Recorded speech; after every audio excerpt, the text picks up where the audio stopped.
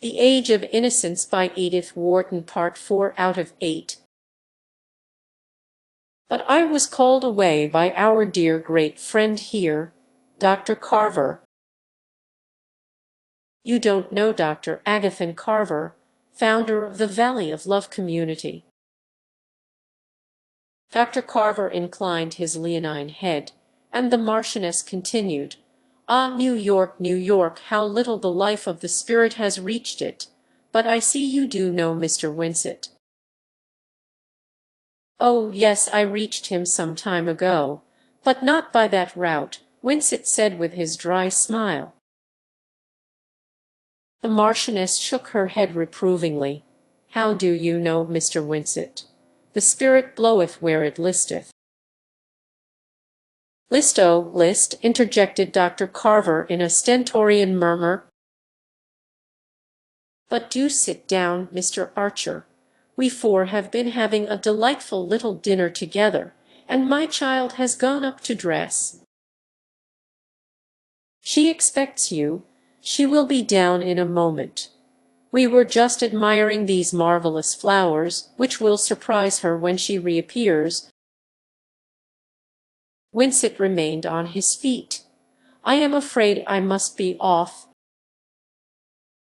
Please tell Madame Olenska that we shall all feel lost when she abandons our street. This house has been an oasis." "Ah, but she won't abandon you. Poetry and art are the breath of life to her.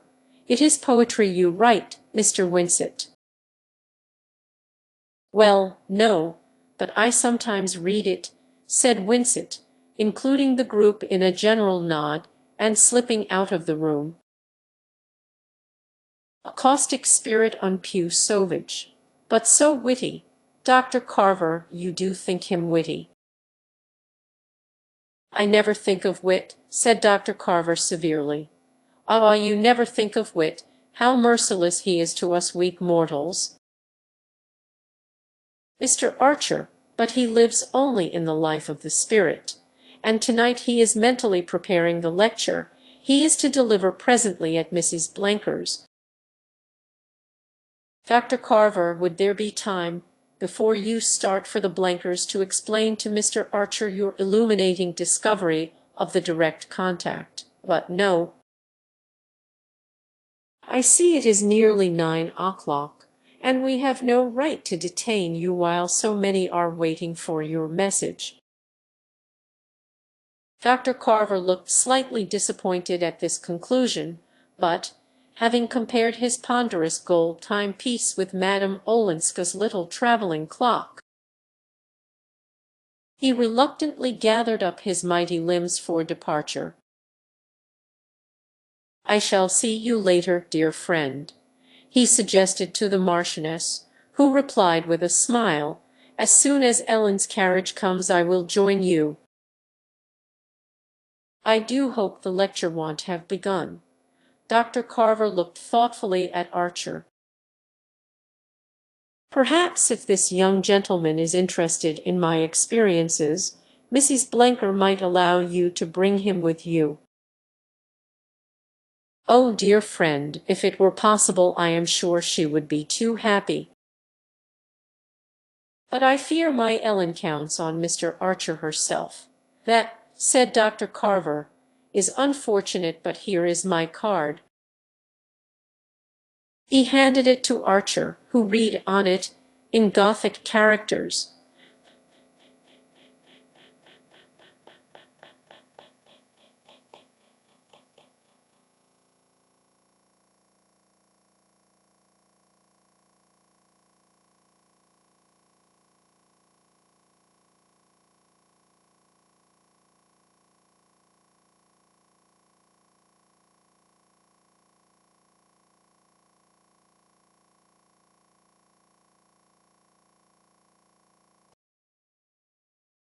Agathan Carter, The Valley of Love, Kitasquatami, and "Why?" Dr. Carver bowed himself out, and Mrs. Manson, with a sigh that might have been either of regret or relief, again waved Archer to a seat. "Ellen will be down in a moment, and before she comes, I am so glad of this quiet moment with you." Archer murmured his pleasure at their meeting, and the Marchioness continued, in her low sighing accents, "I know everything. Dear Mr. Archer, my child has told me all you have done for her. Your wise advice, your courageous firmness, thank heaven it was not too late." The young man listened with considerable embarrassment. Was there any one, he wondered, to whom Madame Olenska had not proclaimed his intervention in her private affairs? "Madame Olenska exaggerates. I simply gave her a legal opinion, as she asked me to." "Ah, but in doing it you were the unconscious instrument of what word have we moderns for providence?" "Mr. Archer," cried the lady, tilting her head on one side and drooping her lids mysteriously, "little did you know that at that very moment I was being appealed to, being approached, in fact, from the other side of the Atlantic." She glanced over her shoulder, as though fearful of being overheard, and then, drawing her chair nearer, and raising a tiny ivory fan to her lips, breathed behind it, "By the Count himself, my poor, mad, foolish Olenski, who asks only to take her back on her own terms." "Good God!" Archer exclaimed, springing up. "You are horrified? Yes, of course, I understand. I don't defend poor Stanislas, though he has always called me his best friend. He does not defend himself, he casts himself at her feet, in my person." She tapped her emaciated bosom. "I have his letter here." "A letter? Has Madame Olenska seen it?" Archer stammered, his brain whirling with the shock of the announcement. The Marchioness Manson shook her head softly. Time, I must have time. I know my Ellen, haughty, intractable, shall I say, just a shade unforgiving. But, good heavens, to forgive is one thing, to go back into that hell—" "Ah, yes," the Marchioness acquiesced. "So she describes it, my sensitive child, but on the material side.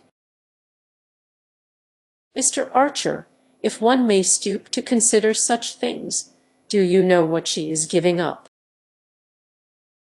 Under glass and in the open, in his matchless terraced gardens at Nice, jewels, historic pearls, the Sovietsky emeralds, sables. But she cares nothing for all these, art and beauty. Those she does care for, she lives for, as I always have. And those also surrounded her: pictures, priceless furniture, music, brilliant conversation. Ah, that, my dear young man, if you will excuse me, is what you've no conception of here, and she had it all, and the homage of the greatest.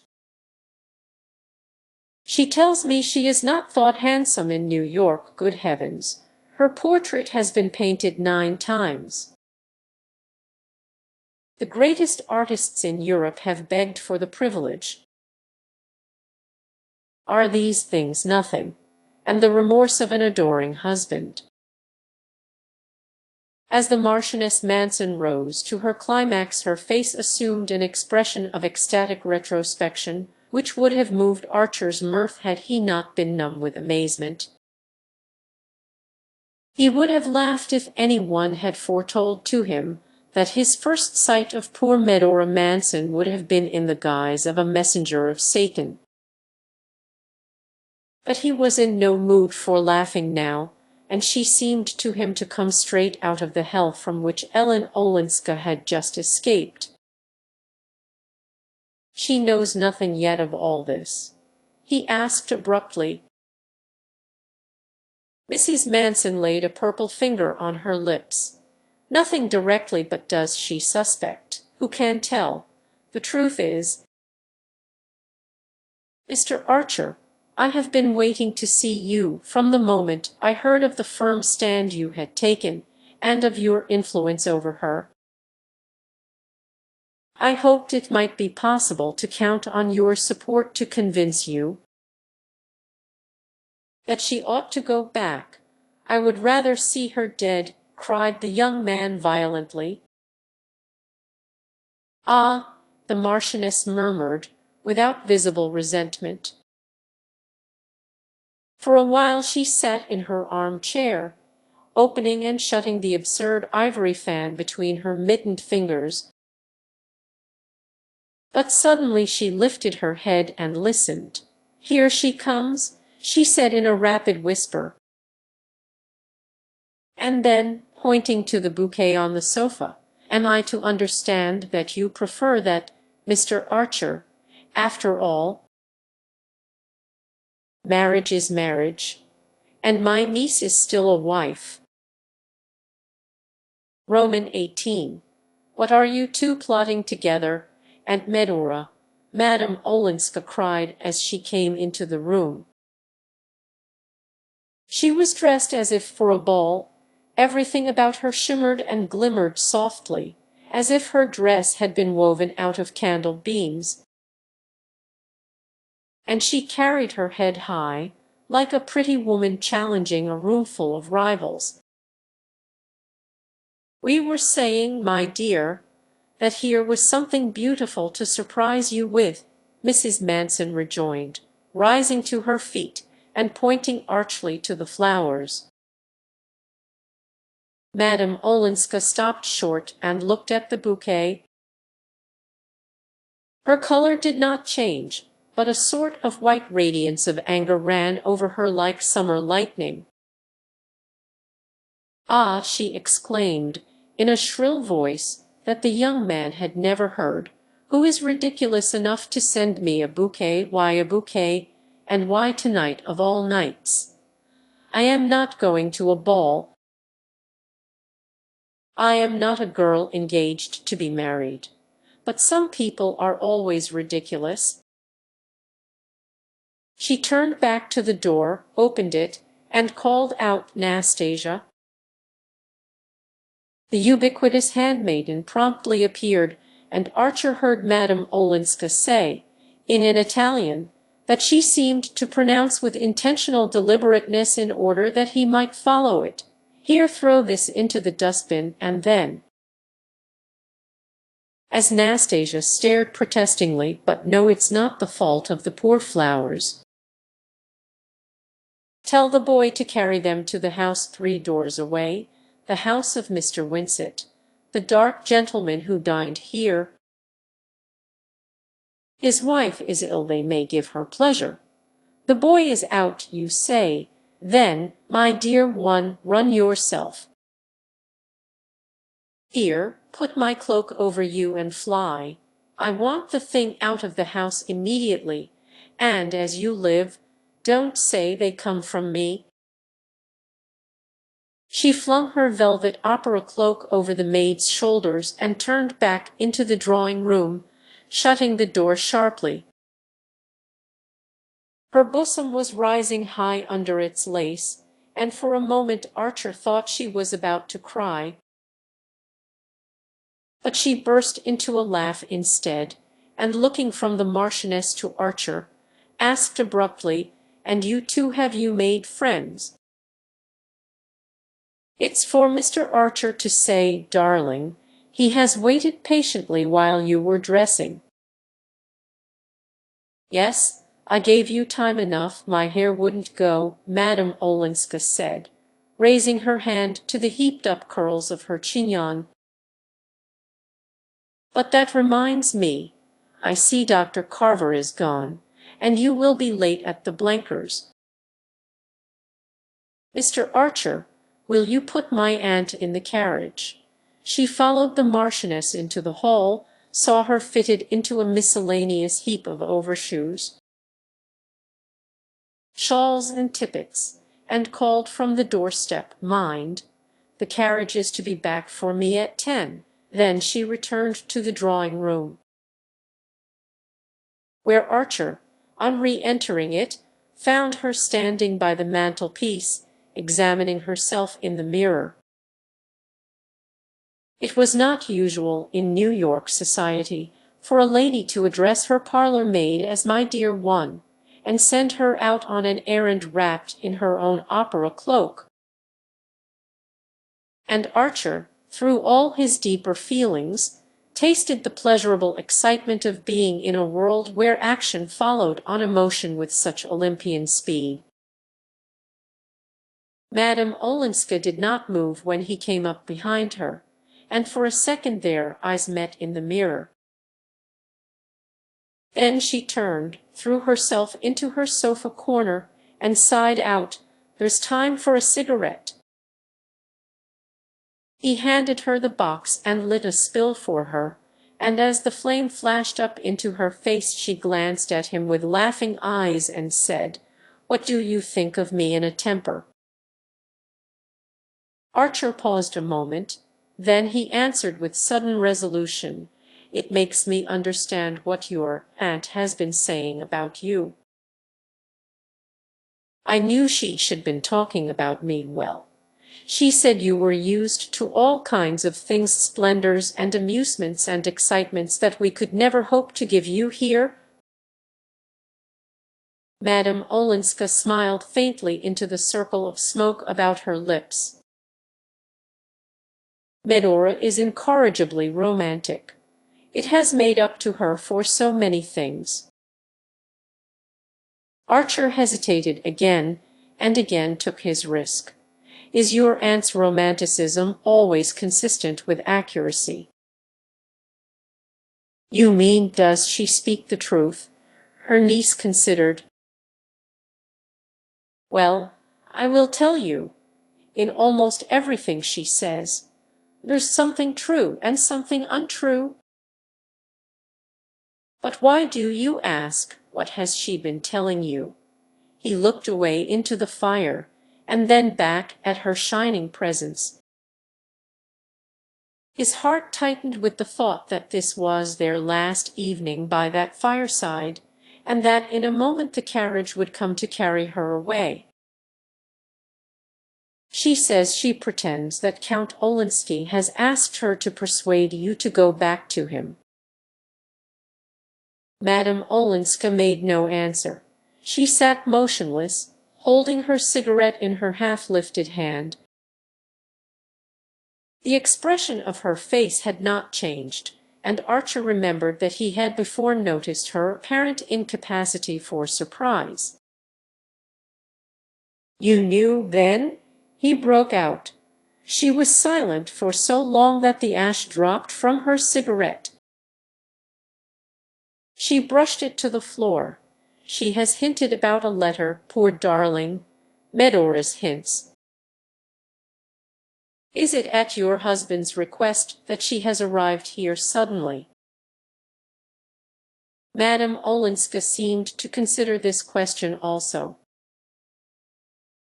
There again, one can't tell.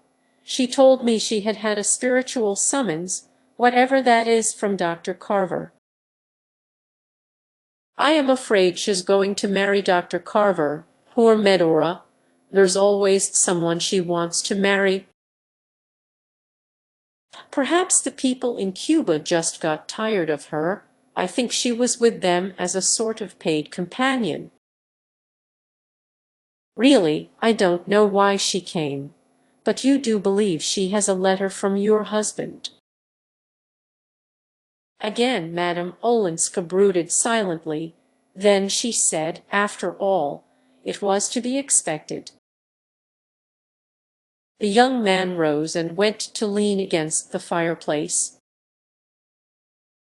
A sudden restlessness possessed him, and he was tongue-tied by the sense that their minutes were numbered, and that at any moment he might hear the wheels of the returning carriage. You know that your aunt believes you will go back. Madame Olenska raised her head quickly. A deep blush rose to her face and spread over her neck and shoulders. She blushed seldom and painfully, as if it hurt her like a burn.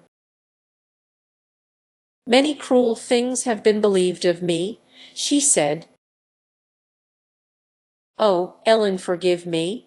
I am a fool and a brute. She smiled a little. You are horribly nervous. You have your own troubles. I know you think the Wellings are unreasonable about your marriage, and of course I agree with you. In Europe people don't understand our long American engagements. I suppose they are not as calm as we are. She pronounced the we with a faint emphasis that gave it an ironic sound. Archer felt the irony but did not dare to take it up. After all, she had perhaps purposely deflected the conversation from her own affairs, and after the pain his last words had evidently caused her, he felt that all he could do was to follow her lead. But the sense of the waning hour made him desperate. He could not bear the thought that a barrier of words should drop between them again. Yes, he said abruptly, I went south to ask May to marry me after Easter. There's no reason why we shouldn't be married then. And May adores you, and yet you couldn't convince her.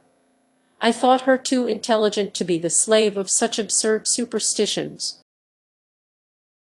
She is too intelligent, she's not their slave. Madame Olenska looked at him. Well, then I don't understand. Archer reddened, and hurried on with a rush. We had a frank talk almost the first. She thinks my impatience a bad sign. Merciful heavens, a bad sign. She thinks it means that I can't trust myself to go on caring for her. She thinks, in short, I want to marry her at once to get away from someone that I care for more. Madame Olenska examined this curiously. But if she thinks that, why isn't she in a hurry too? Because she's not like that, she's so much nobler.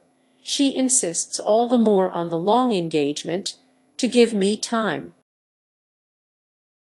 Time to give her up for the other woman. If I want to. Madame Olenska leaned toward the fire and gazed into it with fixed eyes. Down the quiet street Archer heard the approaching trot of her horses. That is noble, she said, with a slight break in her voice. Yes, but it's ridiculous, ridiculous. Because you don't care for anyone else. Because I don't mean to marry anyone else. Ah, there was another long interval. At length she looked up at him and asked, This other woman, does she love you? Oh, there's no other woman, I mean, the person that May was thinking of was never. Then, why, after all, are you in such haste? There's your carriage, said Archer. She half rose and looked about her with absent eyes. Her fan and gloves lay on the sofa beside her, and she picked them up mechanically. Yes, I suppose I must be going. You are going to Mrs. Struthers. Yes, she smiled and added, I must go where I am invited, or I should be too lonely. Why not come with me? Archer felt that at any cost he must keep her beside him, must make her give him the rest of her evening. Ignoring her question, he continued to lean against the chimney-piece, his eyes fixed on the hand in which she held her gloves and fan. as if watching to see if he had the power to make her drop them. "May guessed the truth," he said. "There is another woman, but not the one she thinks." Ellen Olenska made no answer, and did not move. After a moment he sat down beside her, and, taking her hand, softly unclasped it, so that the gloves and fan fell on the sofa between them. She started up, and freeing herself from him moved away to the other side of the hearth. "Ah, don't make love to me. Too many people have done that," she said, frowning. Archer, changing color, stood up also. It was the bitterest rebuke she could have given him. "I have never made love to you," he said, "and I never shall." "But you are the woman I would have married if it had been possible for either of us." "Possible for either of us?" She looked at him with unfeigned astonishment. "And you say that when it's you wove made it impossible?" He stared at her, groping in a blackness through which a single arrow of light tore its blinding way. "I've made it impossible." "Isn't it you who made me give up divorcing, give it up because you showed me how selfish and wicked it was? How one must sacrifice one's self to preserve the dignity of marriage, and to spare one's family the publicity, the scandal, and because my family was going to be your family for May's sake and for yours, I did what you told me. What you proved to me that I ought to do." "Ah," she broke out with a sudden laugh, "I've made no secret of having done it for you." She sank down on the sofa again, crouching among the festive ripples of her dress like a stricken masquerader. And the young man stood by the fireplace and continued to gaze at her without moving. "Good God," he groaned, "when I thought you thought—" "Ah, don't ask me what I thought." Still looking at her, he saw the same burning flush creep up her neck to her face. She sat upright, facing him with a rigid dignity. "I do ask you." "Well, then, there were things in that letter you asked me to read." "My husband's letter?" "Yes, I had nothing to fear from that letter. Absolutely nothing. All I feared was to bring notoriety. Scandal on the family, on you and May. Good God!" He groaned again, bowing his face in his hands. The silence that followed lay on them with the weight of things final and irrevocable. It seemed to Archer to be crushing him down like his own gravestone. In all the wide future, he saw nothing that would ever lift that load from his heart. He did not move from his place or raise his head from his hands. His hidden eyeballs went on staring into utter darkness. "At least I loved you," he brought out, on the other side of the hearth, from the sofa corner where he supposed that she still crouched. He heard a faint stifled crying like a child's. He started up and came to her side. "Ellen, what madness! Why are you crying? Nothing's done that can't be undone. I am still free, and you are going to be." He had her in his arms, her face like a wet flower at his lips, and all their vain terrors shriveling up like ghosts at sunrise. The one thing that astonished him now was that he should have stood for 5 minutes arguing with her across the width of the room, when just touching her made everything so simple. She gave him back all his kiss, but after a moment he felt her stiffening in his arms. And she put him aside and stood up. Ah, my poor Newland, I suppose this had to be. But it doesn't in the least alter things, she said, looking down at him in her turn from the hearth. It alters the whole of life for me. No, no, it mustn't, it can't. You are engaged to May Welland, and I am married. He stood up too, flushed and resolute. Nonsense, it's too late for that sort of thing. We've no right to lie to other people or to ourselves. We won't talk of your marriage, but do you see me marrying May after this? She stood silent, resting her thin elbows on the mantelpiece, her profile reflected in the glass behind her. One of the locks of her chignon had become loosened and hung on her neck. She looked haggard and almost old. I don't see you, she said at length, putting that question to May, do you? He gave a reckless shrug. It's too late to do anything else. You say that because it's the easiest thing to say at this moment, not because it's true.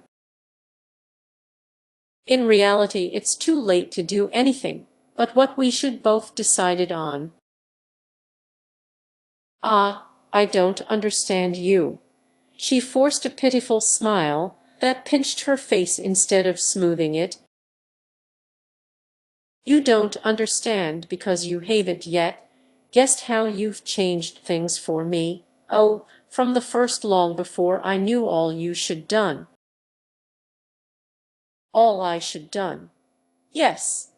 I was perfectly unconscious at first that people here were shy of me, that they thought I was a dreadful sort of person. It seems they had even refused to meet me at dinner. I found that out afterward, and how you should made your mother go with you to the van der Luydens, and how you should insisted on announcing your engagement at the Beaufort ball, so that I might have two families to stand by me instead of one. At that he broke into a laugh. Just imagine, she said, how stupid and unobservant I was. I knew nothing of all this till Granny blurted it out one day. New York simply meant peace and freedom to me. It was coming home. And I was so happy at being among my own people, that everyone I met seemed kind and good, and glad to see me. But from the very beginning, she continued, I felt there was no one as kind as you. No one who gave me reasons that I understood for doing what at first seemed so hard and unnecessary. The very good people didn't convince me. I felt they should never been tempted. But you knew, you understood. You had felt the world outside tugging at one with all its golden hands, and yet you hated the things it asks of one. You hated happiness bought by disloyalty and cruelty and indifference. That was what I should never known before, and it's better than anything I've known. She spoke in a low, even voice, without tears or visible agitation, and each word, as it dropped from her, fell into his breast like burning lead. He sat bowed over, his head between his hands, staring at the hearthrug, and at the tip of the satin shoe that showed under her dress. Suddenly he knelt down and kissed the shoe. She bent over him, laying her hands on his shoulders, and looking at him with eyes so deep that he remained motionless under her gaze. Ah, don't let us undo what you've done, she cried. I can't go back now to that other way of thinking. I can't love you unless I give you up. His arms were yearning up to her, but she drew away, and they remained facing each other, divided by the distance that her words had created. Then, abruptly, his anger overflowed. "And Beaufort, is he to replace me?" As the words sprang out he was prepared for an answering flare of anger, and he would have welcomed it as fuel for his own. But Madame Olenska only grew a shade paler, and stood with her arms hanging down before her, and her head slightly bent, as her way was when she pondered a question. "He's waiting for you now at Mrs. Struther's. Why don't you go to him?" Archer sneered. She turned to ring the bell. "I shall not go out this evening. Tell the carriage to go and fetch the Signora Marchesa," she said when the maid came. After the door had closed again, Archer continued to look at her with bitter eyes. "Why this sacrifice? Since you tell me that you are lonely, I've no right to keep you from your friends." She smiled a little under her wet lashes. "I shan't be lonely now. I was lonely, I was afraid. But the emptiness and the darkness are gone. When I turn back into myself now, I am like a child going at night into a room where there's always a light." Her tone and her look still enveloped her in a soft inaccessibility, and Archer groaned out again, "I don't understand you." "Yet you understand May." He reddened under the retort, but kept his eyes on her. "May is ready to give me up. What, 3 days after you've entreated her on your knees to hasten your marriage?" "She's refused. That gives me the right." "Ah, you've taught me what an ugly word that is," she said. He turned away with a sense of utter weariness. He felt as though he had been struggling for hours up the face of a steep precipice. And now, just as he had fought his way to the top, if he could have got her in his arms again, he might have swept away her arguments. But she still held him at a distance by something inscrutably aloof in her look and attitude, and by his own odd sense of her sincerity. At length he began to plead again. "If we do this now, it will be worse afterward, worse for every one." "No, no, no," she almost screamed, as if he frightened her. At that moment the bell sent a long tinkle through the house. They had heard no carriage stopping at the door, and they stood motionless, looking at each other with startled eyes. Outside, Nastasia's step crossed the hall, the outer door opened, and a moment later she came in carrying a telegram which she handed to the Countess Olenska. "The lady was very happy at the flowers," Nastasia said, smoothing her apron.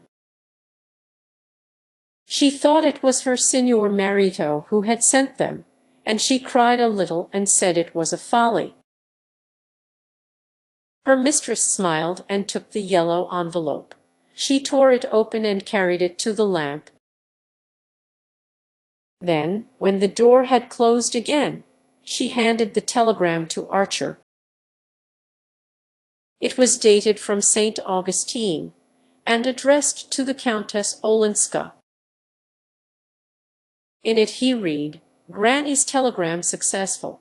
Papa and Mama agree marriage after Easter. Am telegraphing Newland. Am too happy for words and love you dearly. Your grateful May." Half an hour later, when Archer unlocked his own front door, he found a similar envelope on the hall table on top of his pile of notes and letters.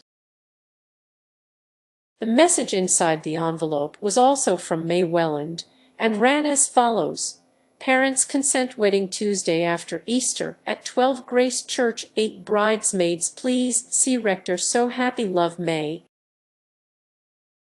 Archer crumpled up the yellow sheet, as if the gesture could annihilate the news it contained. Then he pulled out a small pocket diary and turned over the pages with trembling fingers. He did not find what he wanted, and cramming the telegram into his pocket he mounted the stairs. A light was shining through the door of the little hall room which served Janey as a dressing-room and boudoir, and her brother rapped impatiently on the panel. The door opened, and his sister stood before him in her immemorial purple flannel dressing-gown, with her hair on pins. Her face looked pale and apprehensive.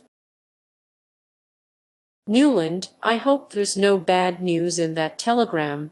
I waited on purpose, in case no item of his correspondence was safe from Janey." He took no notice of her question. "Look here, what day is Easter this year?" She looked shocked at such unchristian ignorance. "Easter, Newland, why, of course, the first week in April." "Why, the first week?" He turned again to the pages of his diary, calculating rapidly under his breath. "The first week, did you say?" He threw back his head with a long laugh. "For mercy's sake, what's the matter?" "Nothing's the matter, except that I am going to be married in a month." Janey fell upon his neck and pressed him to her purple flannel breast. "Oh, Newland, how wonderful! I am so glad. But, dearest, why do you keep on laughing? Do hush, or you will wake Mamma." Book Roman 2, Roman 19. The day was fresh, with a lively spring wind full of dust. All the old ladies in both families had got out their faded sables and yellowing ermines, and the smell of camphor from the front pews almost smothered the faint spring scent of the lilies banking the altar. Newland Archer, at a signal from the sexton, had come out of the vestry and placed himself with his best man on the chancel step of Grace Church.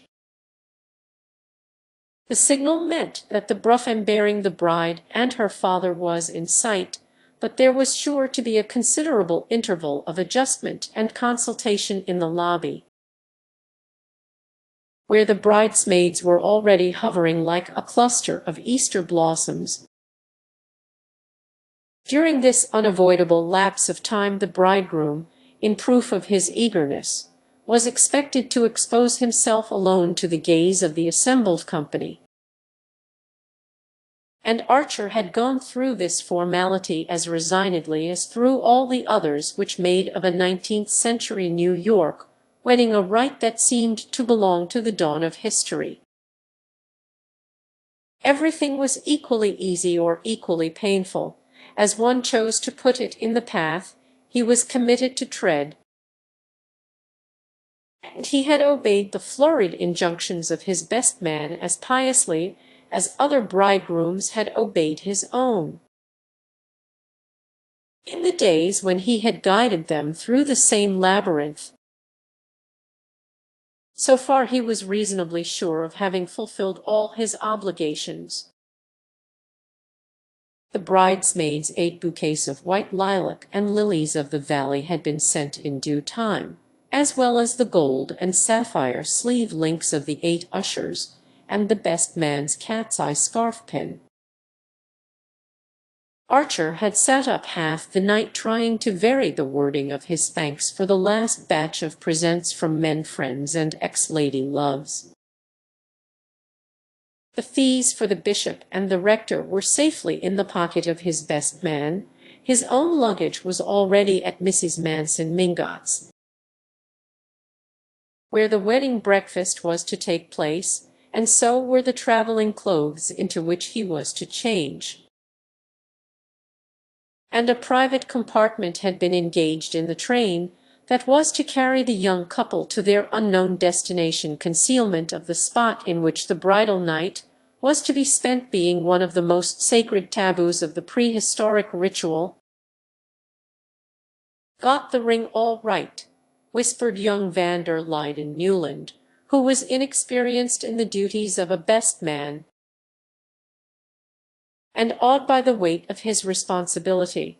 Archer made the gesture which he had seen so many bridegrooms make. With his ungloved right hand he felt in the pocket of his dark grey waistcoat, and assured himself that the little gold circlet engraved inside, "Newland to May, April, 187, was in its place. Then, resuming his former attitude, his tall hat and pearl grey gloves with black stitchings grasped in his left hand, he stood looking at the door of the church. Overhead, Handel's March swelled pompously through the imitation stone vaulting, carrying on its waves the faded drift of the many weddings at which, with cheerful indifference, he had stood on the same chancel step watching other brides float up the nave toward other bridegrooms.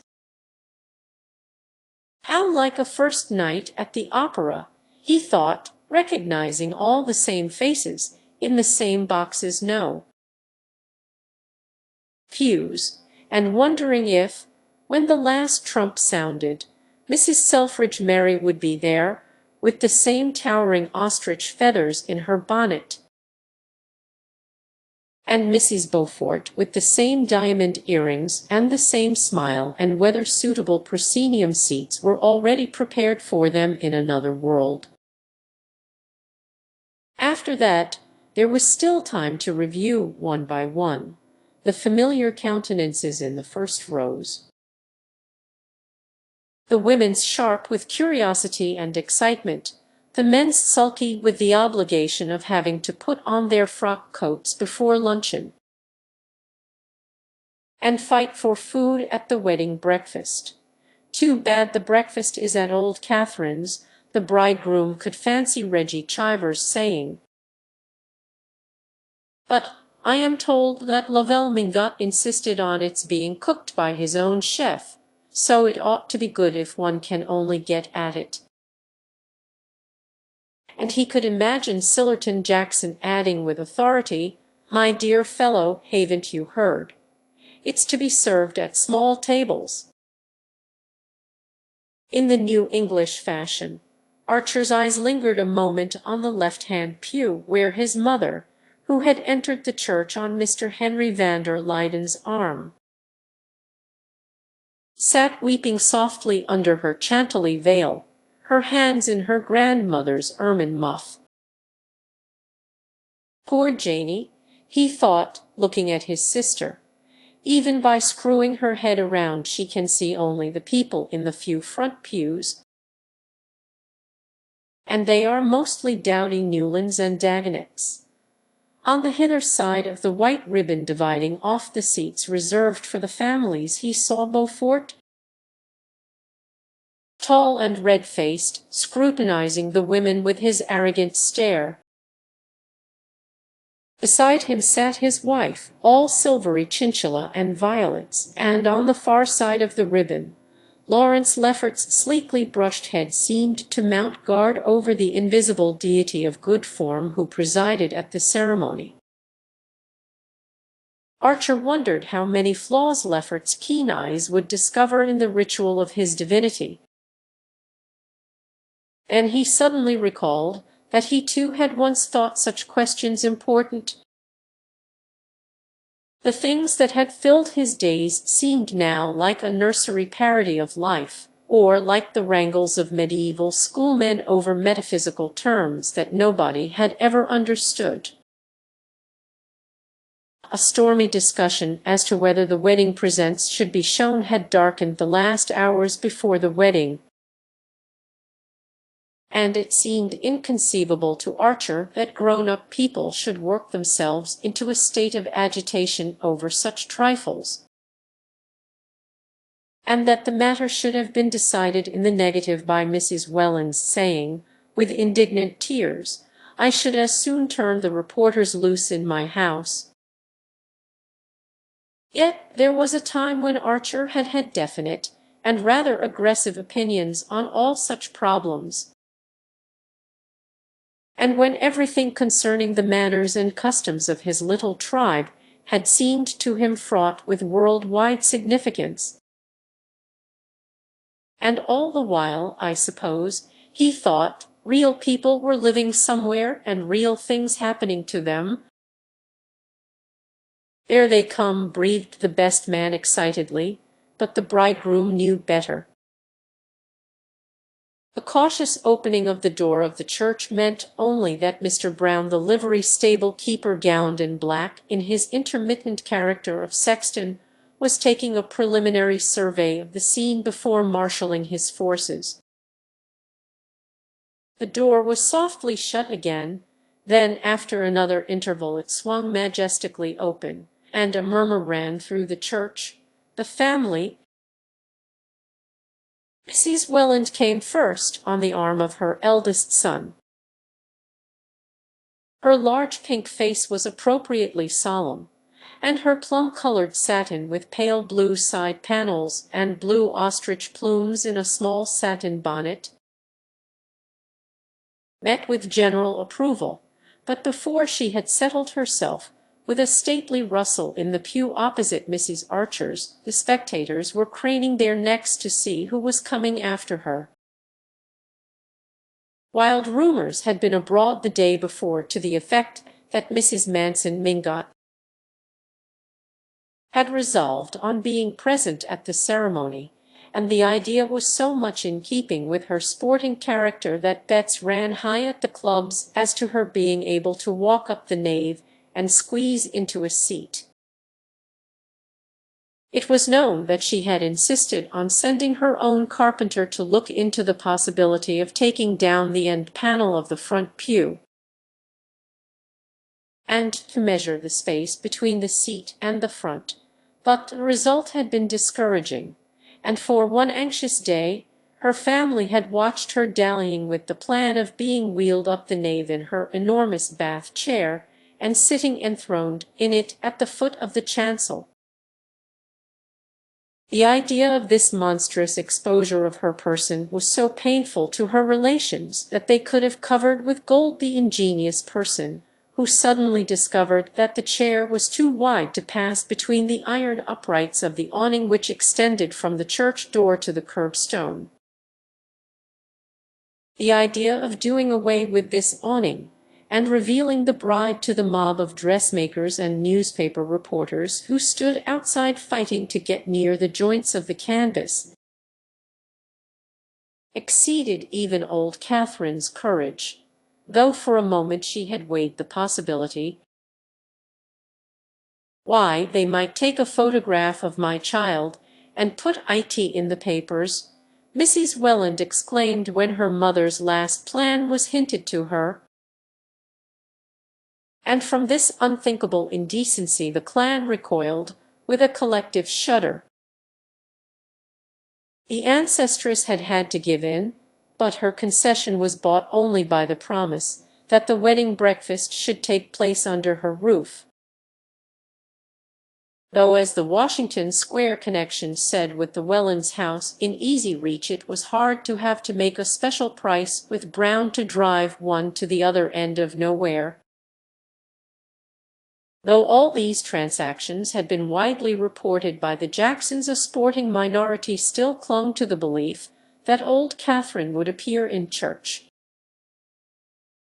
And there was a distinct lowering of the temperature when she was found to have been replaced by her daughter-in-law.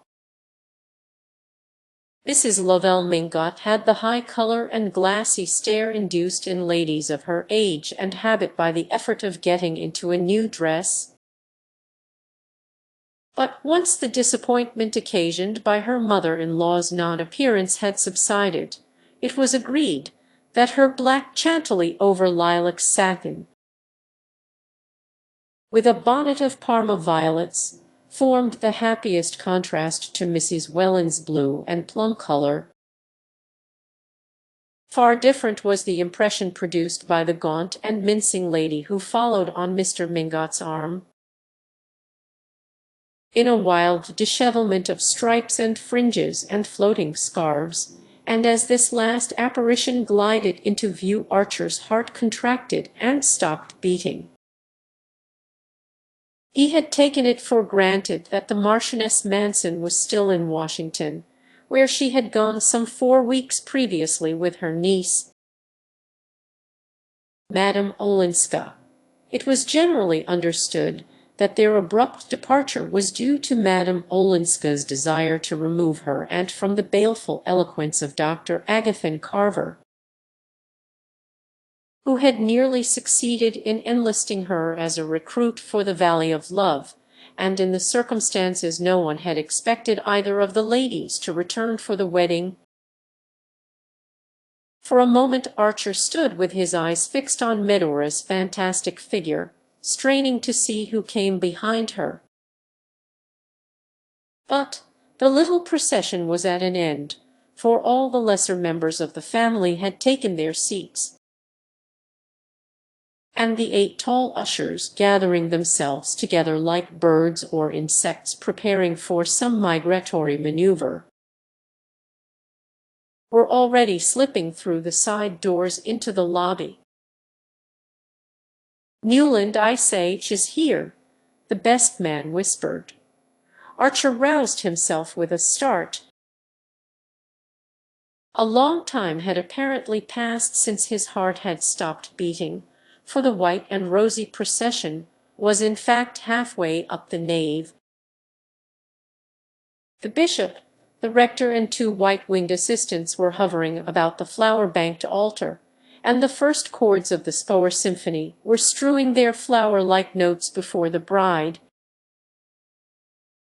Archer opened his eyes, but could they really have been shut, as he imagined, and felt his heart beginning to resume its usual task.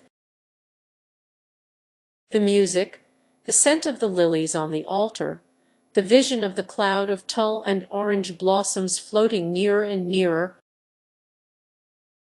the sight of Mrs. Archer's face suddenly convulsed with happy sobs, the low benedictory murmur of the rector's voice, the ordered evolutions of the 8 pink bridesmaids and the 8 black ushers, all these sights, sounds, and sensations, so familiar in themselves, so unutterably strange and meaningless in his new relation to them, were confusedly mingled in his brain.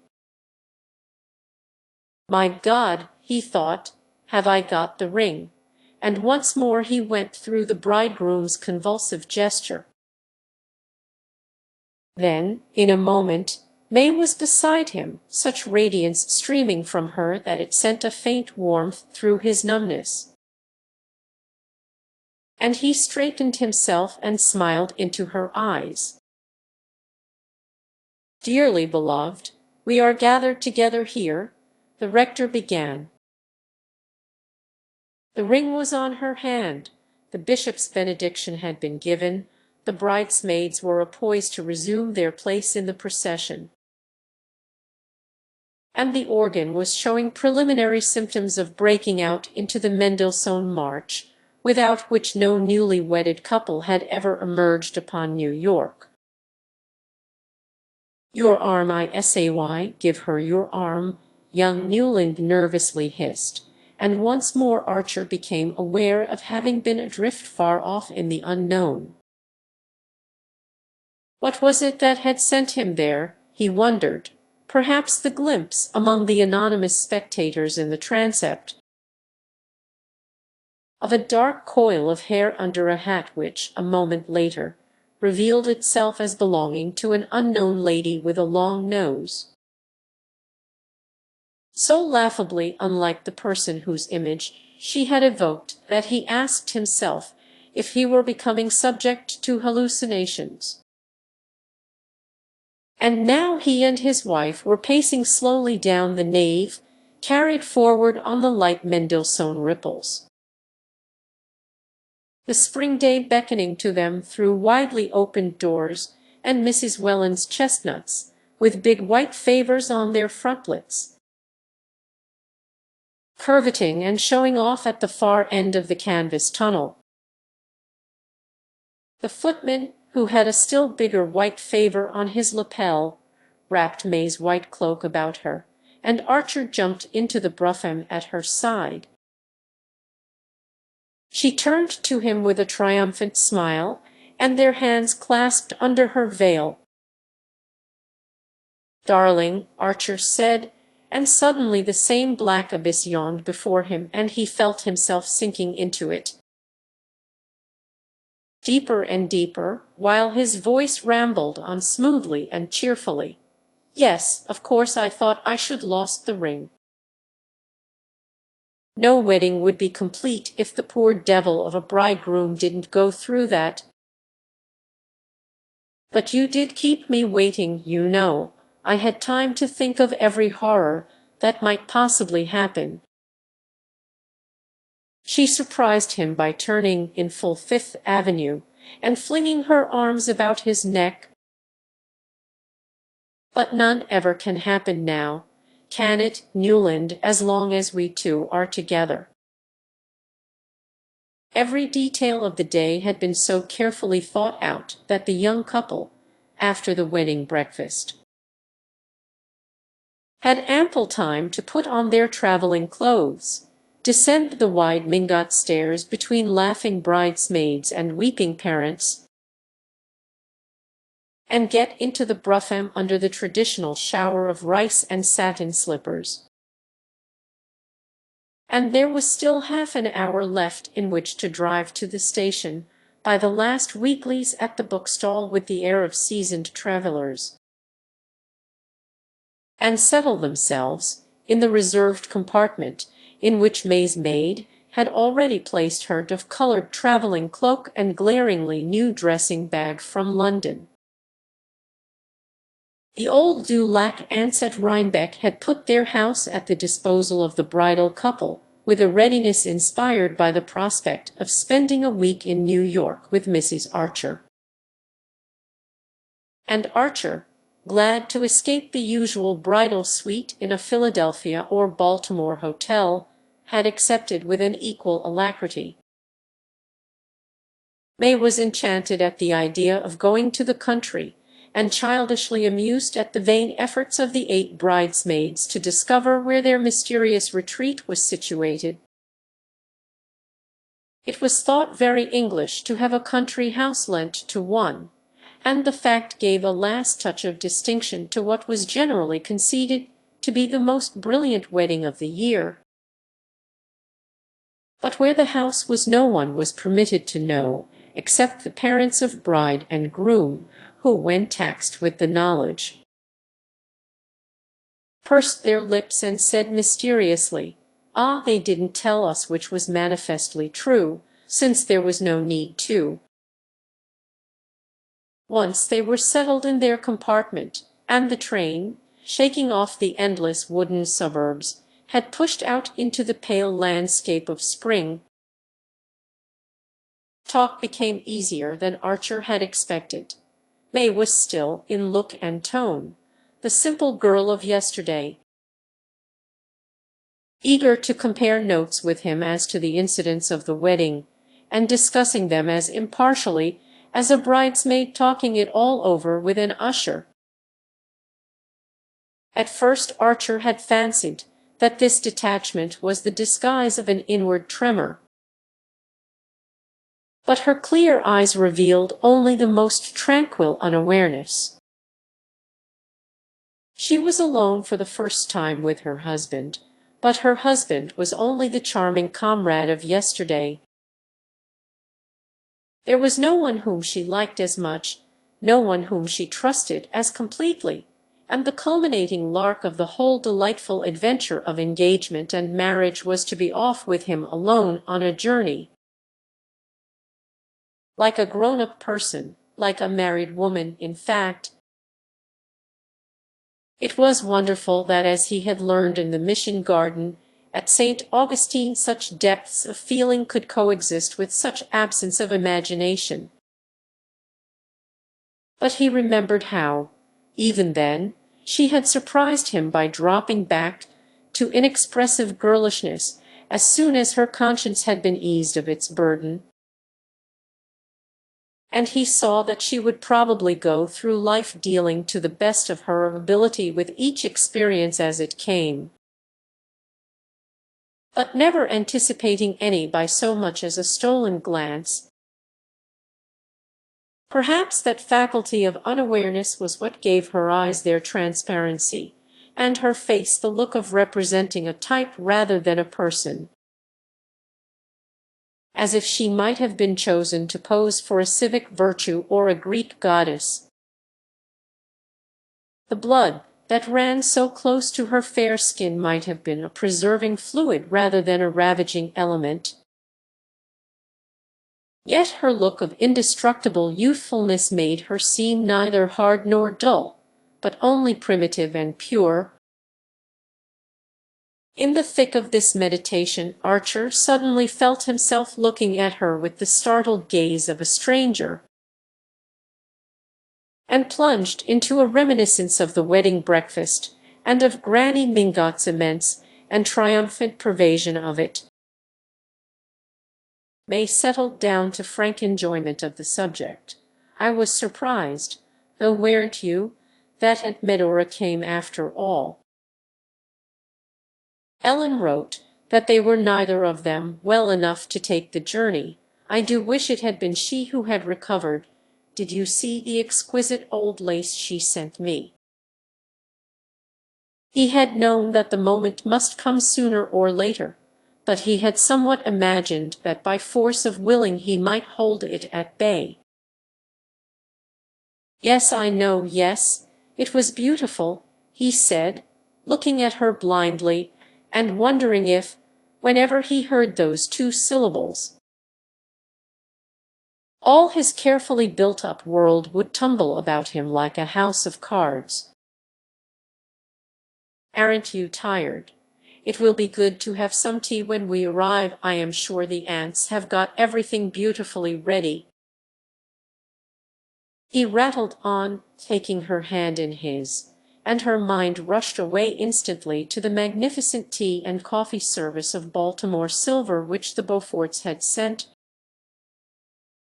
and which went so perfectly with Uncle Lovell Mingot's trays and side dishes. In the spring twilight, the train stopped at the Rhinebeck station, and they walked along the platform to the waiting carriage. "Ah, how awfully kind of the van der Luydens! They've sent their man over from Skuytercliff to meet us," Archer exclaimed, as a sedate person out of livery approached them and relieved the maid of her bags. "I am extremely sorry, sir," said this emissary, "that a little accident has occurred at the Miss Dulac's, a leak in the water tank. It happened yesterday, and Mr. van der Luyden, who heard of it this morning, sent a housemaid up by the early train to get the patroon's house ready. It will be quite comfortable, I think you will find, sir, and the Miss Dulacs have sent their cook over, so that it will be exactly the same as if you should been at Rhinebeck." Archer stared at the speaker so blankly that he repeated in still more apologetic accents, "It will be exactly the same,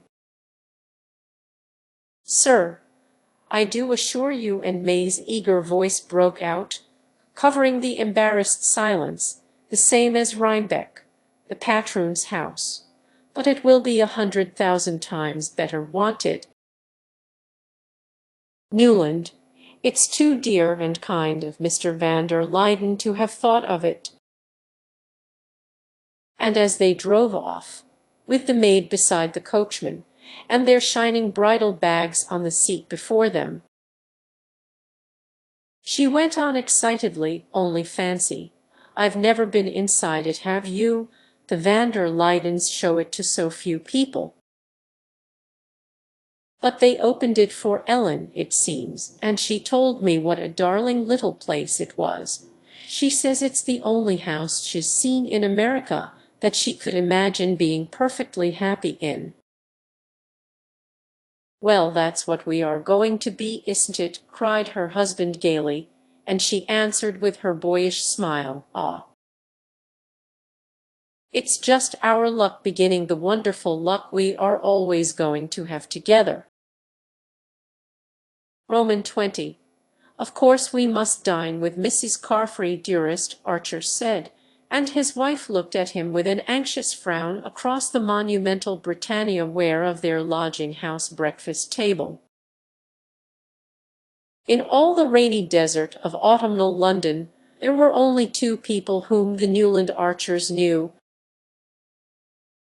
and these two they had sedulously avoided, in conformity with the old New York tradition that it was not dignified to force one's self on the notice of one's acquaintances in foreign countries. Mrs. Archer and Janey, in the course of their visits to Europe, had so unflinchingly lived up to this principle, and met the friendly advances of their fellow travellers with an air of such impenetrable reserve that they had almost achieved the record of never having exchanged a word with a foreigner other than those employed in hotels and railway stations. Their own compatriots, save those previously known or properly accredited, they treated with an even more pronounced disdain,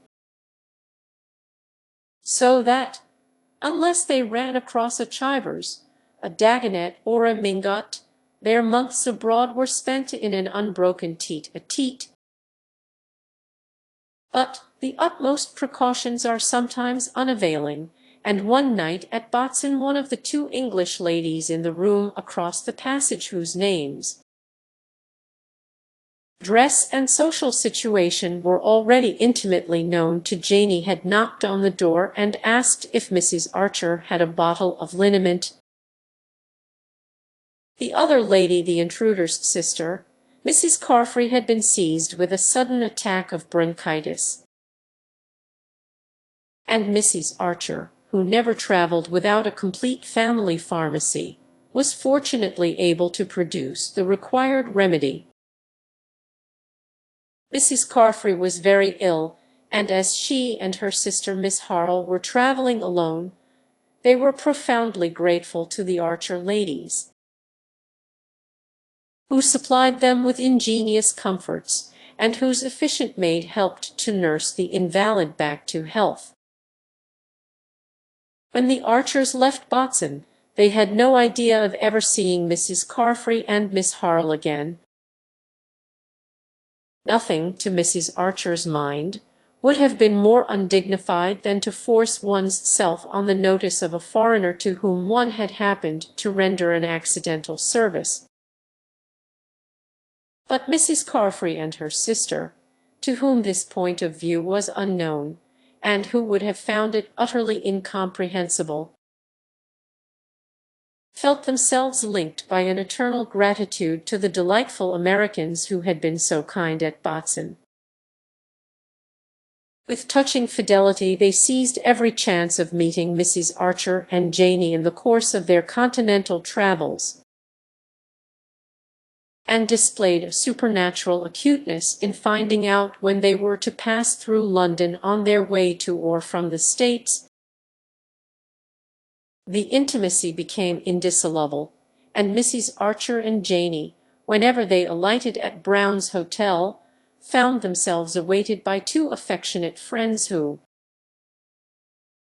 like themselves, cultivated ferns in Wardian cases, made macrame lace, read the memoirs of the Baroness Bunsen, and had views about the occupants of the leading London pulpits.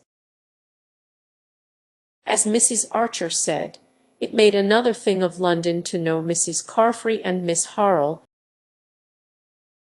and by the time that Newland became engaged the tie between the families was so firmly established that it was thought only right to send a wedding invitation to the two English ladies,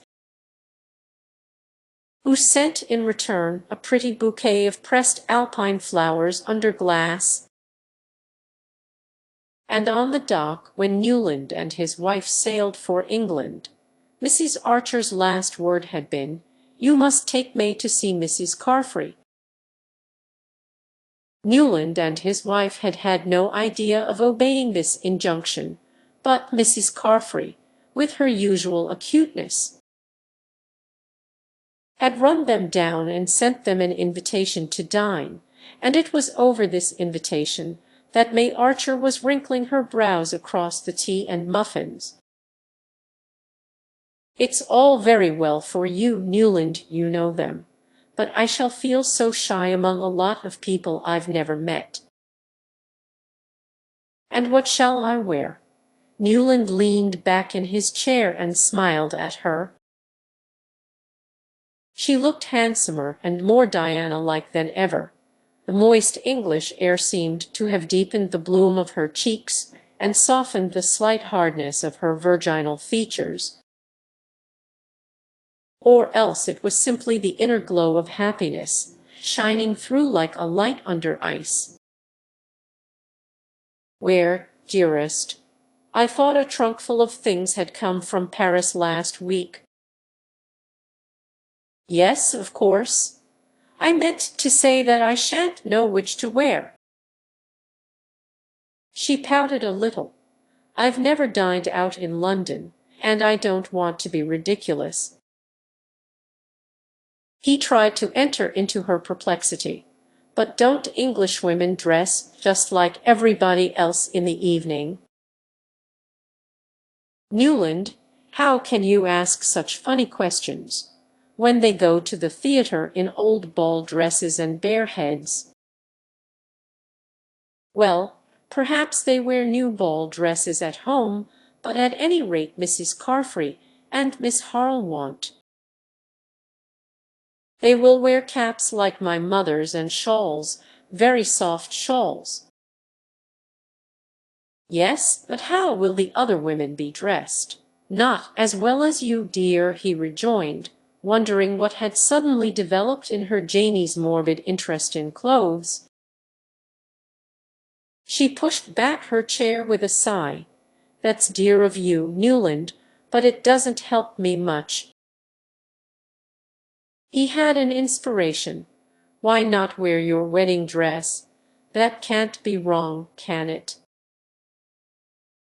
"Oh, dearest, if I only had it here, but it's gone to Paris to be made over for next winter, and Worth hasn't sent it back." "Oh, well," said Archer, getting up. "Look here, the fog's lifting. If we made a dash for the National Gallery, we might manage to catch a glimpse of the pictures." The Newland Archers were on their way home, after a 3 months' wedding tour which May, in writing to her girl friends, vaguely summarized as blissful. They had not gone to the Italian lakes. On reflection, Archer had not been able to picture his wife in that particular setting. Her own inclination after a month with the Paris dressmakers was for mountaineering in July and swimming in August. This plan they punctually fulfilled, spending July at Interlaken and Grindelwald, and August at a little place called Etretat, on the Normandy coast, which someone had recommended as quaint and quiet. Once or twice in the mountains, Archer had pointed southward and said, "There's Italy." And May, her feet in a gentian bed, had smiled cheerfully and replied, "It would be lovely to go there next winter." If only you didn't have to be in New York. But, in reality, traveling interested her even less than he had expected. She regarded it once her clothes were ordered as merely an enlarged opportunity for walking, riding, swimming, and trying her hand at the fascinating new game of lawn tennis, and when they finally got back to London, where they were to spend a fortnight, While he ordered his clothes, she no longer concealed the eagerness with which she looked forward to sailing. In London nothing interested her but the theatres and the shops, and she found the theatres less exciting than the Paris cafés chantants where, under the blossoming horse-chestnuts of the Champs-Élysées, she had had the novel experience of looking down from the restaurant terrace on an audience of cocottes, and having her husband interpret to her as much of the songs as he thought suitable for bridal ears. Archer had reverted to all his old inherited ideas about marriage. It was less trouble to conform with the tradition and treat May exactly as all his friends treated their wives than to try to put into practice the theories with which his untrammeled bachelorhood had dallied. There was no use in trying to emancipate a wife who had not the dimmest notion that she was not free.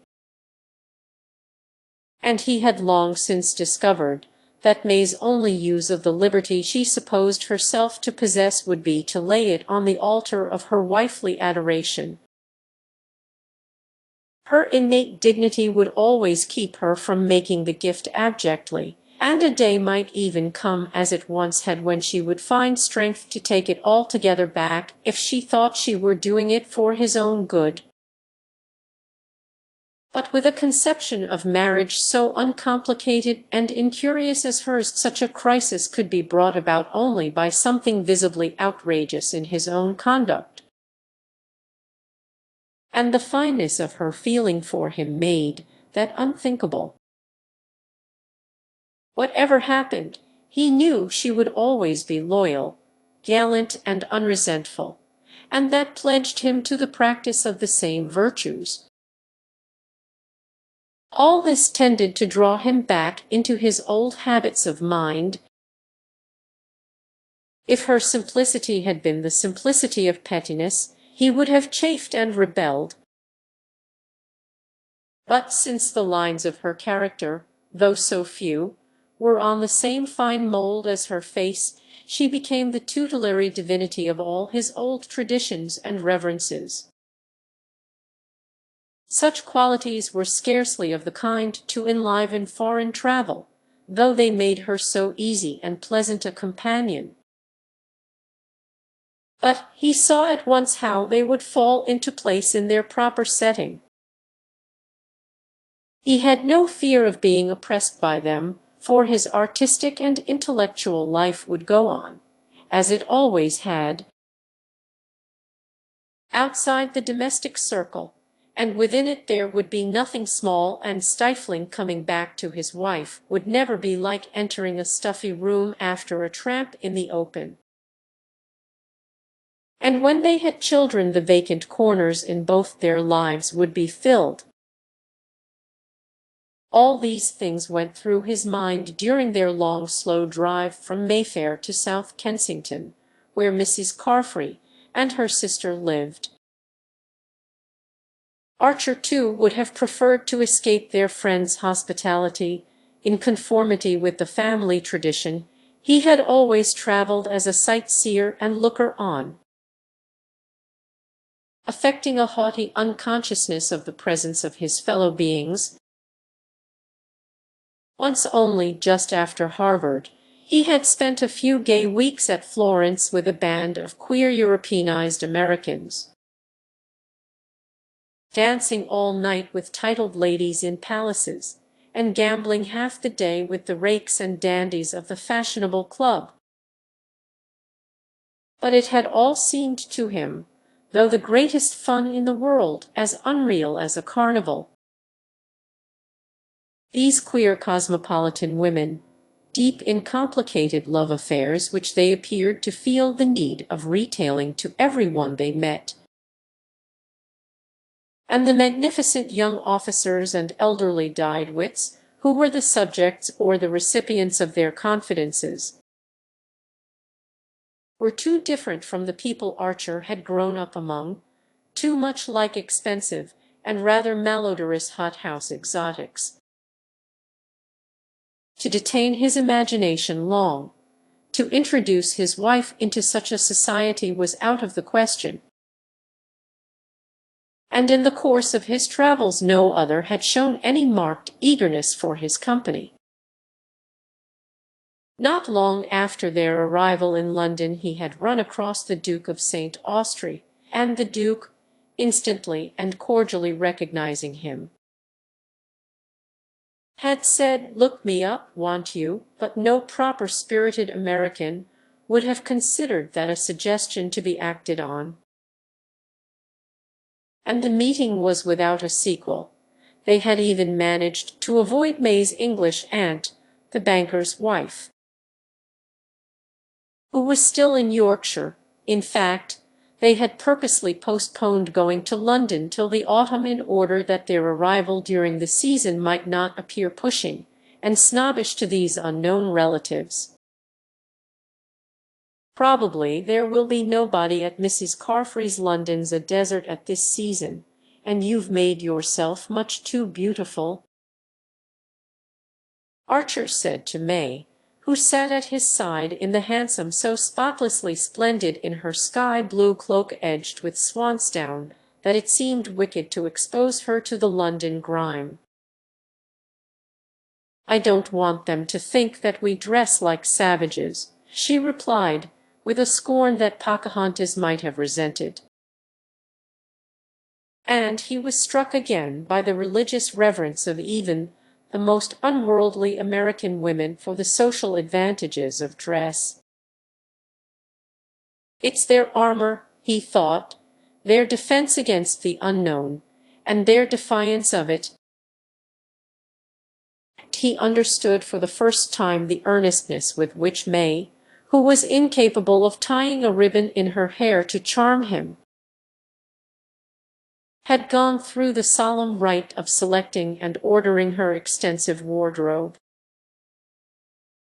He had been right in expecting the party at Mrs. Carfry's to be a small one. Besides their hostess and her sister, they found, in the long chilly drawing-room, only another shawled lady, a genial vicar who was her husband, a silent lad whom Mrs. Carfry named as her nephew, and a small dark gentleman with lively eyes whom she introduced as his tutor, pronouncing a French name as she did so. Into this dimly lit and dim-featured group May Archer floated like a swan with the sunset on her. She seemed larger, fairer, more voluminously rustling than her husband had ever seen her, and he perceived that the rosiness and rustlingness were the tokens of an extreme and infantile shyness. "What on earth will they expect me to talk about?" her helpless eyes implored him, at the very moment that her dazzling apparition was calling forth the same anxiety in their own bosoms. But beauty, even when distrustful of itself, awakens confidence in the manly heart. And the vicar and the French-named tutor were soon manifesting to May their desire to put her at her ease. In spite of their best efforts, however, the dinner was a languishing affair. Archer noticed that his wife's way of showing herself at her ease with foreigners was to become more uncompromisingly local in her references, so that, though her loveliness was an encouragement to admiration, her conversation was a chill to repartee. The vicar soon abandoned the struggle, but the tutor, who spoke the most fluent and accomplished English, gallantly continued to pour it out to her until the ladies, to the manifest relief of all concerned, went up to the drawing-room. The vicar, after a glass of port, was obliged to hurry away to a meeting, and the shy nephew, who appeared to be an invalid, was packed off to bed. But Archer and the tutor continued to sit over their wine, and suddenly Archer found himself talking as he had not done since his last symposium with Ned Winsett. The Carfry nephew, it turned out, had been threatened with consumption, and had had to leave Harrow for Switzerland,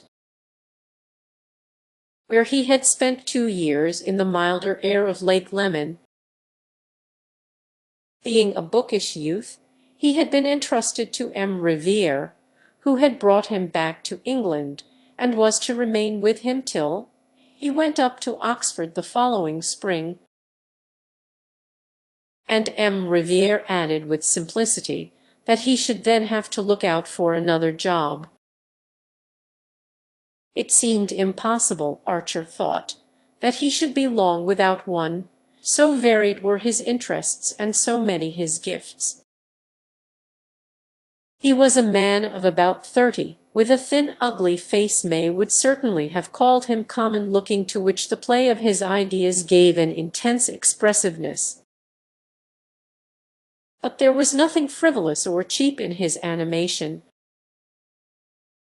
His father, who had died young, had filled a small diplomatic post, and it had been intended that the son should follow the same career. But an insatiable taste for letters had thrown the young man into journalism, then into authorship apparently unsuccessful. And at length, after other experiments and vicissitudes, which he spared his listener, into tutoring English youths in Switzerland. Before that, however, he had lived much in Paris, frequented the Goncourt Grenier, been advised by Maupassant not to attempt to write even that seemed to Archer a dazzling honor, and had often talked with Merimee in his mother's house.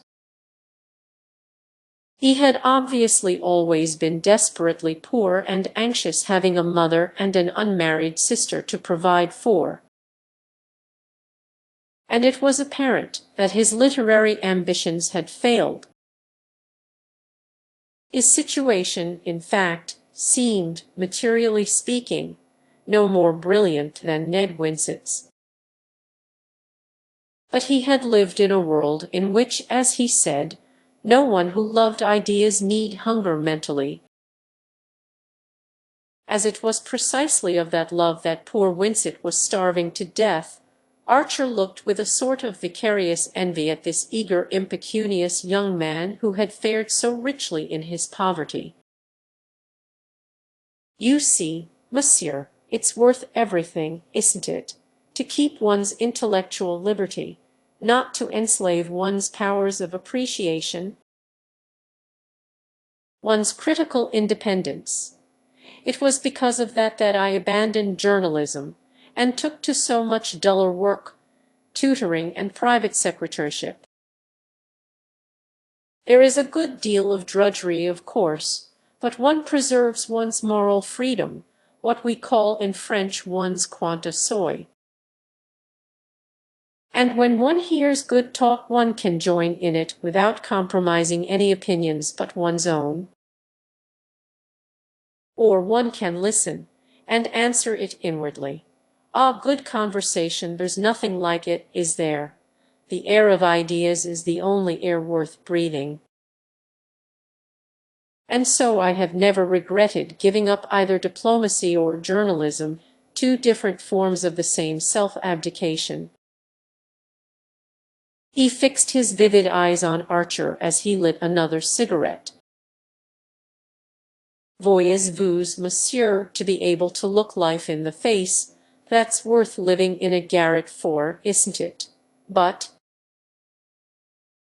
after all, one must earn enough to pay for the garret, and I confess that to grow old as a private tutor or a private anything is almost as chilling to the imagination as a second secretaryship at Bucharest. Sometimes I feel I must make a plunge, an immense plunge." "Do you suppose, for instance, there would be any opening for me in America, in New York?" Archer looked at him with startled eyes. New York, for a young man who had frequented the Goncourts and Flaubert, and who thought the life of ideas the only one worth living, he continued to stare at M. Riviere perplexedly, wondering how to tell him that his very superiorities and advantages would be the surest hindrance to success. New York, but must it be especially New York? He stammered, utterly unable to imagine what lucrative opening his native city could offer to a young man to whom good conversation appeared to be the only necessity. A sudden flush rose under M. Riviere's sallow skin. I thought it your metropolis. Is not the intellectual life more active there? He rejoined. Then, as if fearing to give his hearer the impression of having asked a favor, he went on hastily. One throws out random suggestions more to one's self than to others. In reality, I see no immediate prospect, and rising from his seat he added, without a trace of constraint, but Mrs. Carfry will think that I ought to be taking you upstairs. During the homeward drive Archer pondered deeply on this episode. His hour with M. Riviere had put new air into his lungs, and his first impulse had been to invite him to dine the next day. But he was beginning to understand why married men did not always immediately yield to their first impulses. That young tutor is an interesting fellow. We had some awfully good talk after dinner about books and things. He threw out tentatively in the hansom. May roused herself from one of the dreamy silences into which he had read so many meanings before 6 months of marriage had given him the key to them. The little Frenchman, wasn't he dreadfully common? She questioned coldly, and he guessed that she nursed a secret disappointment at having been invited out in London to meet a clergyman and a French tutor. The disappointment was not occasioned by the sentiment ordinarily defined as snobbishness, but by old New York's sense of what was due to it when it risked its dignity in foreign lands. If May's parents had entertained the Carfrys in Fifth Avenue, they would have offered them something more substantial than a parson and a schoolmaster. But Archer was on edge and took her up. Common where? He queried, and she returned with unusual readiness. Why? I should say anywhere but in his schoolroom. Those people are always awkward in society. But then, she added disarmingly, I suppose I shouldn't have known if he was clever. Archer disliked her use of the word clever almost as much as her use of the word common. But he was beginning to fear his tendency to dwell on the things he disliked in her. After all, her point of view had always been the same. It was that of all the people he had grown up among, and he had always regarded it as necessary but negligible. Until a few months ago he had never known a nice woman who looked at life differently. And if a man married it must necessarily be among the nice. Ah, then I want to ask him to dine, he concluded with a laugh, and May echoed, bewildered, goodness ask the Carfrys' tutor. Well, not on the same day with the Carfrys. If you prefer I shouldn't. But I did rather want another talk with him. He's looking for a job in New York. Her surprise increased with her indifference. He almost fancied that she suspected him of being tainted with foreignness. A job in New York? What sort of a job? People don't have French tutors. What does he want to do? Chiefly to enjoy good conversation. I understand, her husband retorted perversely. And she broke into an appreciative laugh. Oh, Newland, how funny, isn't that French? On the whole, He was glad to have the matter settled for him by her refusing to take seriously his wish to invite him. Riviere, another after-dinner talk would have made it difficult to avoid the question of New York. And the more Archer considered it, the less he was able to fit M. Riviere into any conceivable picture of New York as he knew it. He perceived with a flash of chilling insight that in future many problems would be thus negatively solved for him. But as he paid the hansom and followed his wife's long train into the house, he took refuge in the comforting platitude that the first 6 months were always the most difficult in marriage.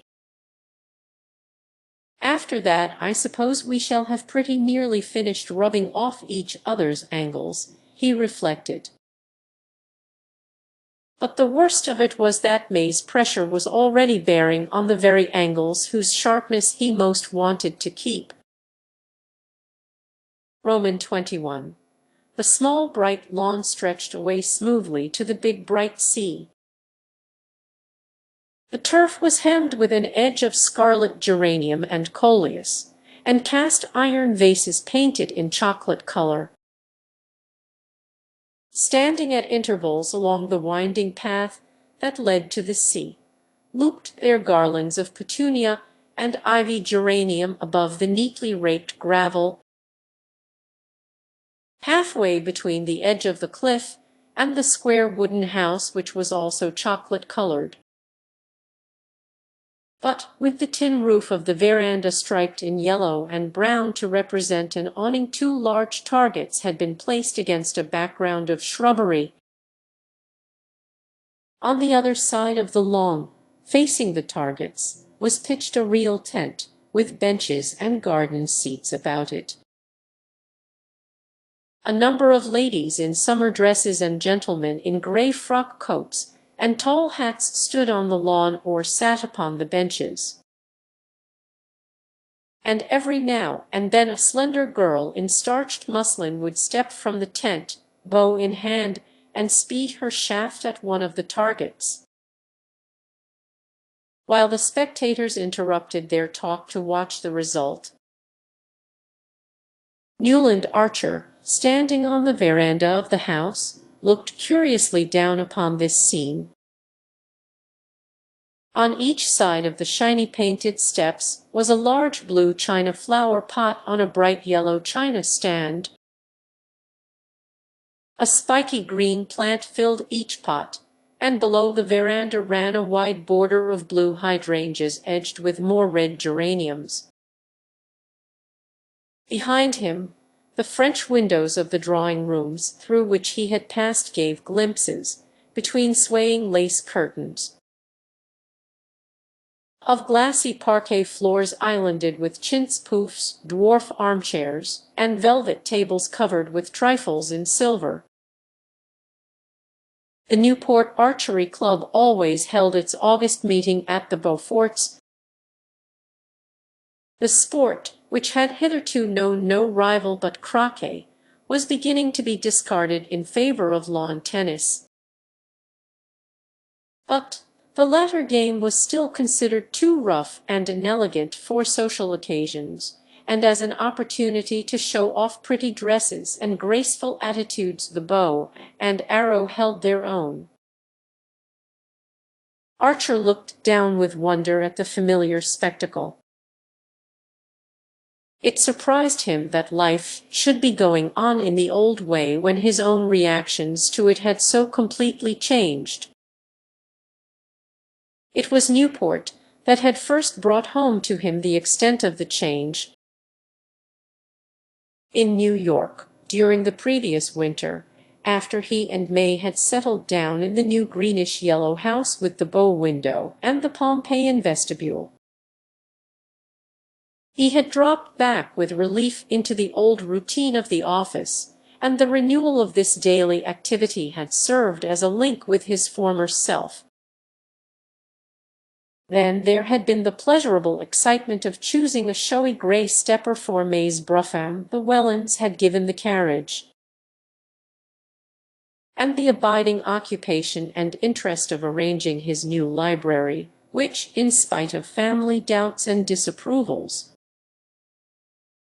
had been carried out as he had dreamed, with a dark embossed paper, e-slate bookcases, and sincere armchairs and tables. At the Century he had found Winsett again, and at the Knickerbocker the fashionable young men of his own set. And what with the hours dedicated to the law and those given to dining out or entertaining friends at home,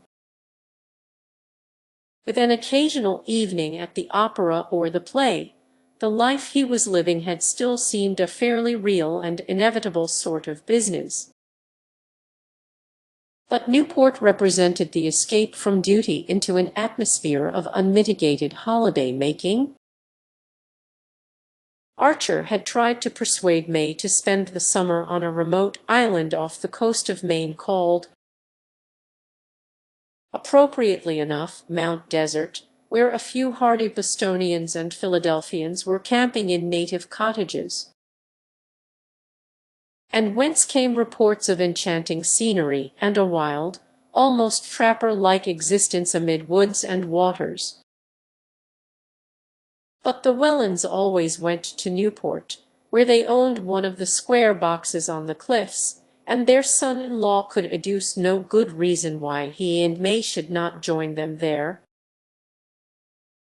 As Mrs. Welland rather tartly pointed out, it was hardly worth while for May to have worn herself out trying on summer clothes in Paris, if she was not to be allowed to wear them. And this argument was of a kind to which Archer had as yet found no answer.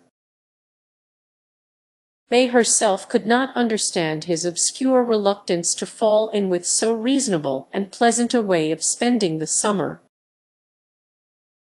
She reminded him that he had always liked Newport in his bachelor days, and as this was indisputable, he could only profess that he was sure he was going to like it better than ever now that they were to be there together. But as he stood on the Beaufort veranda and looked out on the brightly peopled lawn, it came home to him with a shiver that he was not going to like it at all. It was not May's fault, poor dear, if now and then, during their travels, they had fallen slightly out of step. Harmony had been restored by their return to the conditions she was used to. He had always foreseen that she would not disappoint him, and he had been right. He had married as most young men did because he had met a perfectly charming girl at the moment when a series of rather aimless sentimental adventures were ending in premature disgust. And she had represented peace, stability, comradeship, and the steadying sense of an unescapable duty. He could not say that he had been mistaken in his choice, for she had fulfilled all that he had expected. It was undoubtedly gratifying to be the husband of one of the handsomest and most popular young married women in New York, especially when she was also one of the sweetest-tempered and most reasonable of wives. And Archer had never been insensible to such advantages. As for the momentary madness which had fallen upon him on the eve of his marriage, he had trained himself to regard it as the last of his discarded experiments.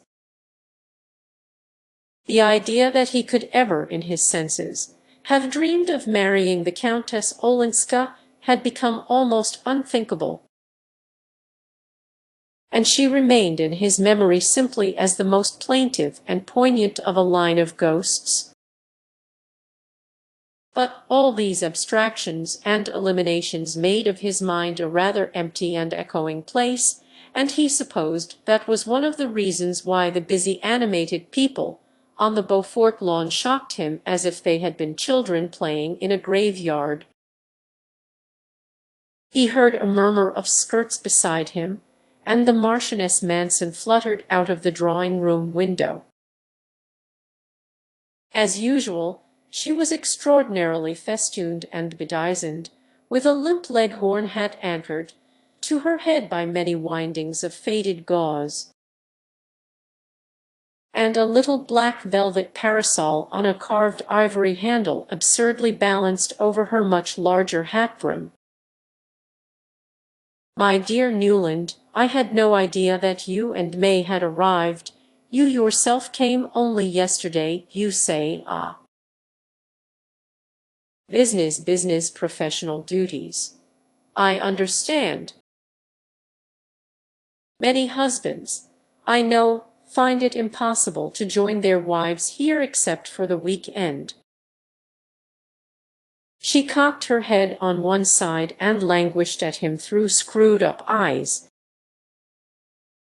"But marriage is one long sacrifice, as I used often to remind my Ellen."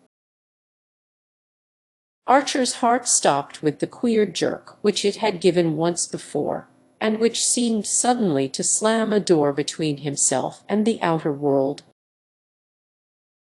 But this break of continuity must have been of the briefest, for he presently heard Medora answering a question he had apparently found voice to put. "No, I am not staying here, but with the Blenkers, in their delicious solitude at Portsmouth. Beaufort was kind enough to send his famous trotters for me this morning, so that I might have at least a glimpse of one of Regina's garden parties. But this evening I go back to rural life. The Blenkers, dear original beings, have hired a primitive old farmhouse at Portsmouth where they gather about them representative people."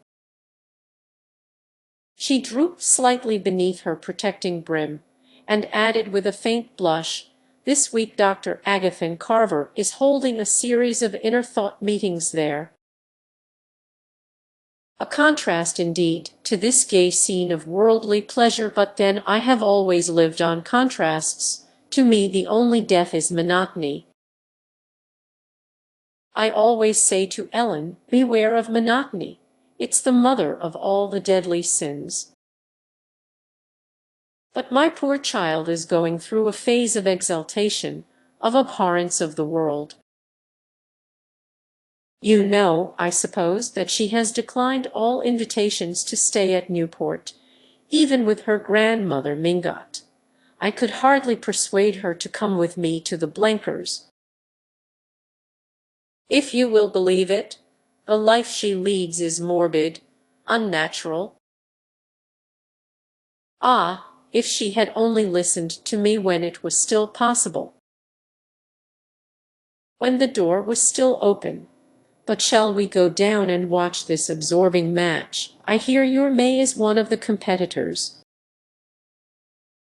Strolling toward them from the tent, Beaufort advanced over the lawn, tall, heavy, too tightly buttoned into a London frock-coat, with one of his own orchids in its buttonhole. Archer, who had not seen him for 2 or 3 months, was struck by the change in his appearance. In the hot summer light his floridness seemed heavy and bloated, and but for his erect square-shouldered walk he would have looked like an overfed and overdressed old man. There were all sorts of rumors afloat about Beaufort. In the spring he had gone off on a long cruise to the West Indies in his new steam yacht, and it was reported that, at various points where he had touched, a lady resembling Miss Fanny Ring had been seen in his company. The steam yacht, built in the Clyde, and fitted with tiled bathrooms and other unheard-of luxuries, was said to have cost him $500,000. And the pearl necklace which he had presented to his wife on his return was as magnificent as such expiatory offerings are apt to be. Beaufort's fortune was substantial enough to stand the strain, and yet the disquieting rumors persisted, not only in Fifth Avenue but in Wall Street.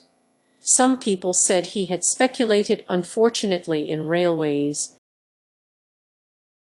others that he was being bled by one of the most insatiable members of her profession. And to every report of threatened insolvency Beaufort replied by a fresh extravagance, the building of a new row of orchid houses, the purchase of a new string of race horses, or the addition of a new Meissonier or Cabanel to his picture gallery. He advanced toward the Marchioness and Newland with his usual half-sneering smile. "Hullo, Medora, did the trotters do their business? 40 minutes, eh? Well, that's not so bad, considering your nerves had to be spared." He shook hands with Archer, and then, turning back with them, placed himself on Mrs. Manson's other side, and said in a low voice a few words which their companion did not catch. The Marchioness replied by one of her queer foreign jerks, and a que voulez-vous, which deepened Beaufort's frown. But he produced a good semblance of a congratulatory smile as he glanced at Archer to say, "You know May's going to carry off the first prize." "Ah, then it remains in the family," Medora rippled, and at that moment they reached the tent, and Mrs. Beaufort met them in a girlish cloud of mauve muslin and floating veils. May Welland was just coming out of the tent, in her white dress, with a pale green ribbon about the waist and a wreath of ivy on her hat. She had the same Diana-like aloofness as when she had entered the Beaufort ballroom on the night of her engagement. In the interval not a thought seemed to have passed behind her eyes or a feeling through her heart. And though her husband knew that she had the capacity for both, he marveled afresh at the way in which experience dropped away from her. She had her bow and arrow in her hand, and placing herself on the chalk mark traced on the turf, the attitude was so full of a classic grace that a murmur of appreciation followed her appearance, and Archer felt the glow of proprietorship that so often cheated him into